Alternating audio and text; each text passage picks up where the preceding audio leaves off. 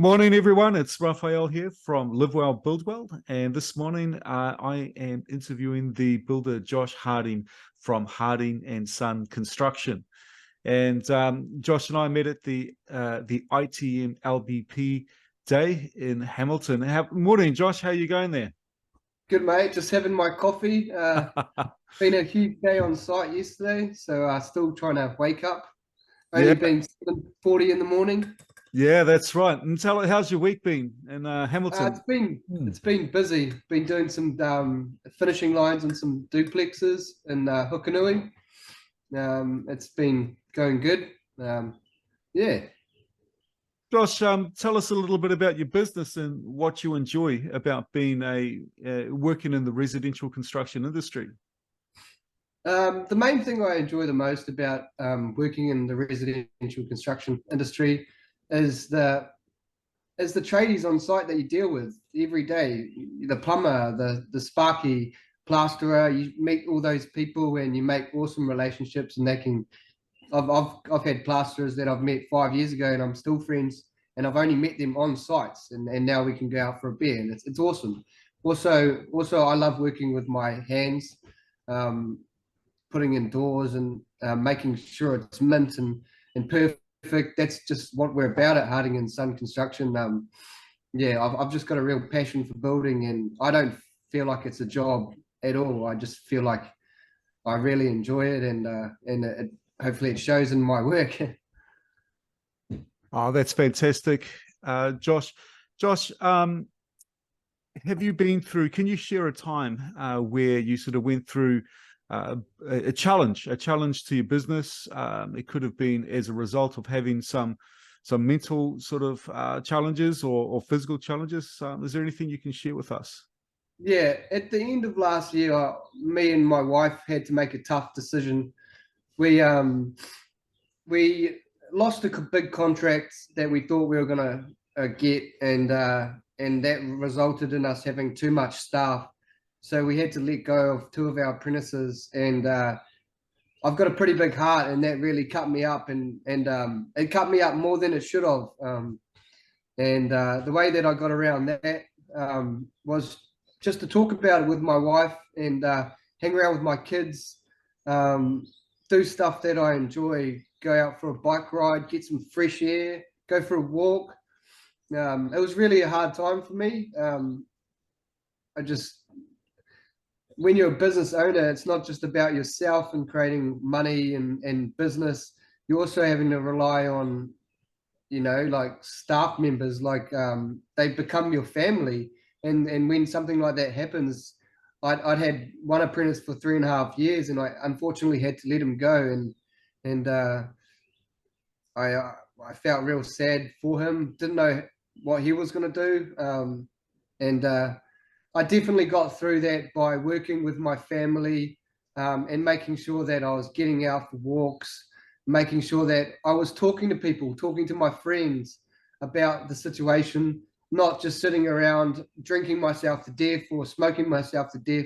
That's probably the worst thing that you could do. It's always best to talk about these issues with people and making sure that people are aware that you're actually suffering, because males are males. You don't know that you're suffering until you are, or your friends don't know that you're suffering until you talk about it. And that's the thing that New Zealand and Kiwis especially, they have to change. Males can talk to other males about issues so they can get resolved. Fantastic, Josh. Josh, how long into when you were sort of going through this experience, how long were you into it before you before you realized that you needed to make some positive action to sort of get yourself on track? So I definitely dragged my tail, because I didn't want to let anyone go. So I was looking at the finances, dragging my tail, keep dragging it, but then it was coming to affect my own personal family. So I personally had to make a very hard decision to put my personal family in front of, even though I really cared about my apprentices. And that's what, as a business owner, sometimes you have to make those tough calls to make sure that your business keeps going. Yeah. Sure thing, Josh. Josh, I remember when we were presenting, I was presenting at the ITM LPP Breakfast Day. I put it to the builders that were in attendance what they had as ideas, and there was a little bit of quietness to begin with, and then suddenly people all started to speak. And I remember what you said. You said, "Hey, look, I started having breakfast with my kids for 30 minutes every single morning, and it led to sort of a really positive transformation." That really stood out for me because, spending time with children, it can be challenging. It's challenging for people, especially if they're getting up early and leaving and then coming home late. So can you sort of talk us through that a little bit and sort of talk us through, what came as a result of, making that time for your kids each morning? Yeah, as a business owner, especially in construction, most people get on site at 6:30 or 7 and they work till 6. And actually that love for your family, it disappears. So at Harding and Son, we made the effort to flag all that standard stuff. We start at 8:30.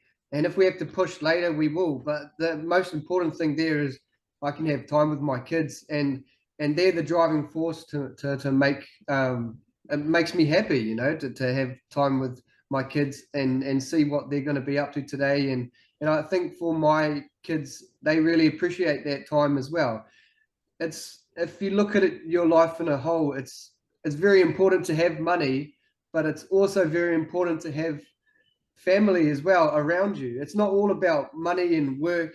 It's a bit of both. You have to get those levels right. If you're just working and your family life's down here, you're going to be very unhappy. But if you kind of medium them both, your overall life is going to be a lot more happy, and you're going to feel a lot more satisfied. And then you're going to go to work and be in a positive mindset, not a negative one, because your kids make you happy. Yeah.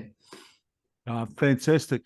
Josh, what advice do you have to other residential construction industry owners and also their workers? What's your advice to them for them to sort of work on ways that they can make some positive change to the way they sort of challenge or the way in which they cope, and some improvements to the way they're coping currently? What can you share with us? I'll probably just go back to what I was talking about before. Talk about issues with your staff. Sit down and have monthly meetings or weekly meetings if you need to. I always find with staff and with clients, it's always best to put everything on the table, even if you don't want to talk about it, and then it can get resolved. But if you sometimes on site, like A employee and B employee has had an argument, and they'll just butt heads all week, and it's really toxic for the work environment. So it's always best to get everyone in there if there's a confrontation or an argument, and let them talk it through.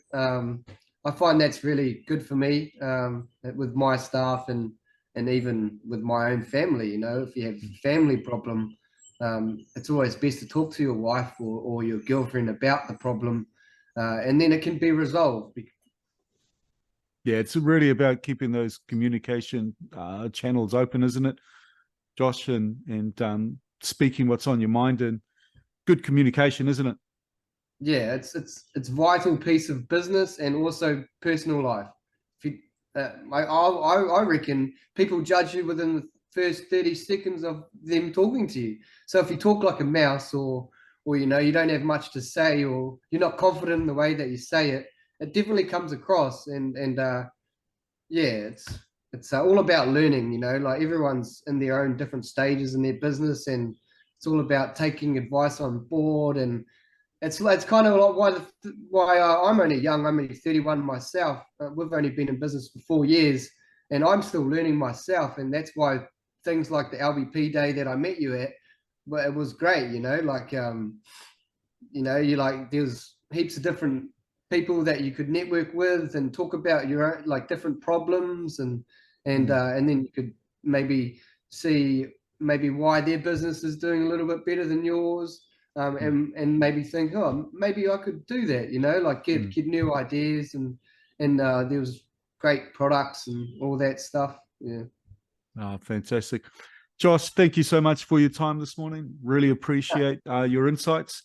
and I wish you all the best and hope to keep in touch. No, awesome. Thanks so much for your time. Cheers. Awesome, Josh. Okay, I'll talk to you a bit later on.